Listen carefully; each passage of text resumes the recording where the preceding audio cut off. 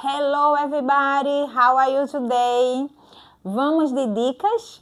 Muito bem, gente, vamos começar esta semana com as dicas aqui da Prof. Adri Miss, certo? Então, gente, nós começamos a falar sobre os tempos verbais e nós falamos no último vídeo sobre o Simple Present e hoje nós vamos falar sobre o Simple Past, certo? Então vamos lá, que é o que mais vocês querem saber, é sobre essas dicas. E detalhe, essas dicas estão bem quentinhas, bem fáceis. Vamos nessa? Olha só, a primeira dica é que o Simple Past, antes das dicas, vamos lá. O Simple Past nada mais é de que uma ação que começou no passado e que terminou lá mesmo, certo? Então, vamos para a primeira dica. Olha só, nós temos que saber a estrutura para poder construir, formar as frases, as sentenças, certo? Então, a estrutura gramatical do Simple Past é essa aqui. O sujeito mais o verbo no passado, certo? E detalhe, se o verbo for regular, nós vamos adicionar no final dele a partícula ed, certo? Então, vamos lá. Essa estrutura, ela vai mudar de acordo com a forma interrogativa, negativa e afirmativa, tá certo? Mas, por enquanto, essa é a estrutura do Simple Past. Então, vejam aqui no exemplo. I walked by the seaside yesterday. Então, perceba que o meu verbo walk, ele foi adicionado no final a partícula ed, dizendo que ele está no passado, certo? Como ele é um verbo regular, nós adicionamos essa partícula ed. Certo?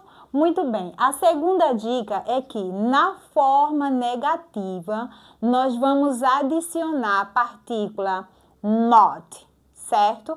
Então, ficando dessa forma, nós vamos ter o sujeito mais o did not, mais o verbo na sua forma base, sem a partícula to. Ok? Então, nós temos aqui, I did not go to the park.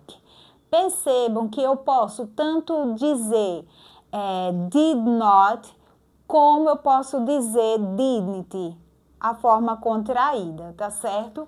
Então, muito bem, percebam que o verbo aqui, ele é um verbo irregular, mas aqui, diante dessa forma negativa, a estrutura diz que é o verbo na forma base sem a partícula to, certo? Muito bem, vamos para a terceira dica de hoje.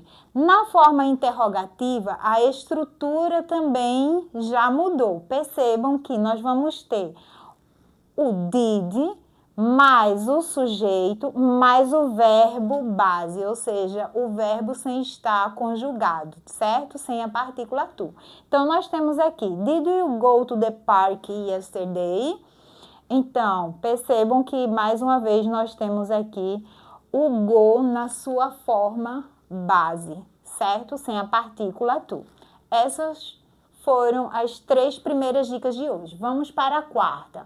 Na forma afirmativa, nós vamos ter a seguinte estrutura. O sujeito mais o verbo no passado mais o complemento. Então, eu tenho I walked yesterday. Então, eu tenho aqui o sujeito, certo? Que é o pronome pessoal. Eu tenho aqui o verbo no passado e eu tenho o complemento da minha oração. Certo? Muito bem, gente. Agora nós vamos para as observações. Olha, nós temos o seguinte. Diante de verbos irregulares, nós vamos precisar, de fato, não é memorizar, tá? Porque memorizando a gente pode até esquecer, mas nós vamos ter que aprender, de fato, como que funcionam os verbos irregulares, porque eles não atendem, eles não seguem as mesmas regras dos verbos regulares, adicionando um ed no final do verbo regular. Então, os verbos irregulares, eles não se enquadram nessas regras que nós vimos aqui, certo? Então, eles têm a sua forma própria. E aí, vale uma dica, essa dica é minha, tá? Olha só.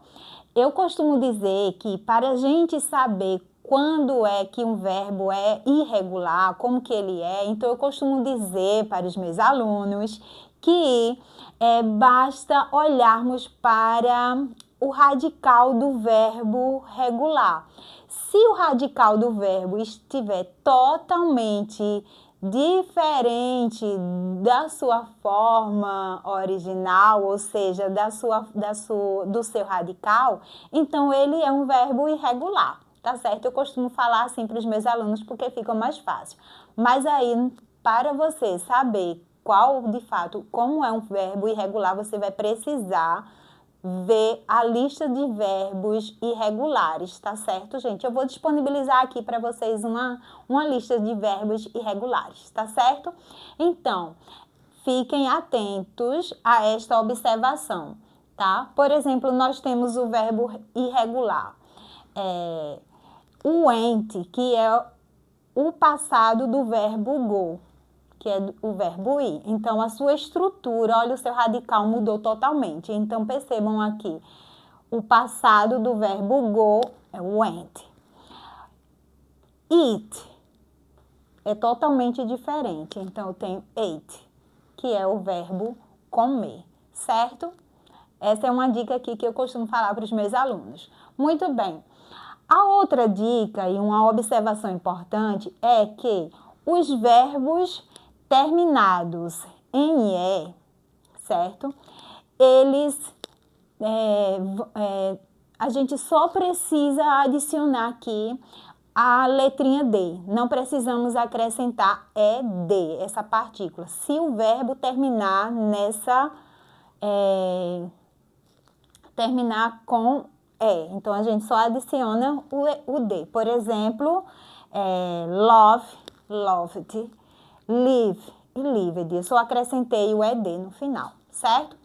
E a próxima dica é que os verbos terminados em consoante, vogal e consoante, nós vamos duplicar a última consoante, ficando, por exemplo, nós temos o verbo stop, então, stopped. Percebam que a letra P, ela foi dobrada, certo? Plan, então, planned. Percebam também que a consoante aqui, ela foi duplicada, certo? E para terminarmos, nós temos aqui os verbos terminados em Y. Esses verbos terminados em Y, nós vamos trocar, fazer a substituição aí do Y pelo IED. Então, eu tenho try, tried, study, studied. Ok? Essas foram as dicas aqui desta semana, começando aqui com a Prof. Adri Miss. Não esquece de deixar o seu like, o seu comentário, para que a gente possa tirar suas dúvidas, esclarecer. E é isso, gente. Bye, bye. Good week!